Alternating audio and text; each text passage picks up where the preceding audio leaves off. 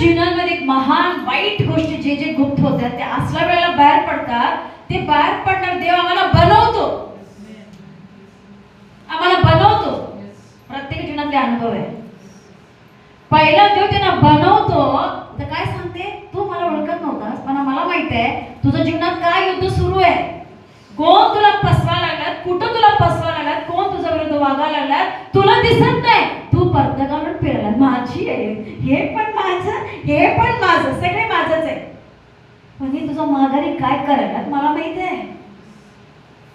Hello, काय करतो दे पप्पा, तू मला ओळखत नव्हतं पण मी तुला सज्ज केलं, मी तुला बनवलं ते बेर करण्यासाठी, ते सहन करण्यासाठी.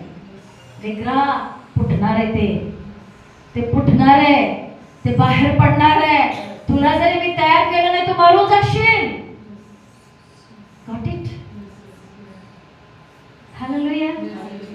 लय लोकांना समजायला, काही लोकांना काही समजायला, काय करायचं सिस्टर, मी काहीतरी वेगळं बोलायला. गाडी कुठं नेत होता, मी काय माझा ड्रायव्हर नाही, माझा ड्रायव्हर बाबा बसले, ते नेतील तिकडे मी जायची. ज्याची पण मला भीती होती ते माझ्या जीवनामध्ये झालं.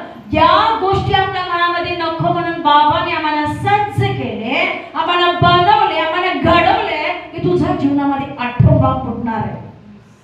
तू मरायची नाहीस, तू उडायची नाही, तू त्याला छेचायची. हालेलुया. समजलंय? तू मरायची नाहीस, बुडायची नाहीस, तू त्याला छेचायची. म्हणून ते पप्पा म्हणतात तू मला ओळखत नव्हतीस, तू प्रार्थना करायची नाहीस, तू माझ्या जवळ यायची नाहीस, तू मला ऐकायची नाही, काय नाही, पण मी मात्र तुला बनवत होतो. मी तुला नाव दिली, माझं पेट, माझं लाडकी बाळ. तर मी म्हणतो ना तेव्हा मी कोण, मला काही माहीतच नाही, तू कोण. ज्यावेळी सौलाला देवाने हाक मारली, सौल काय करत होता, माझं मेसेज जरा इकडे तिकडे इकडे तिकडे असतात.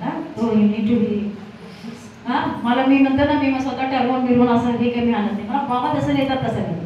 पण मला माहिती आहे एका मेसेजमध्ये 4 टॉपिक्स मी बोलत असतो.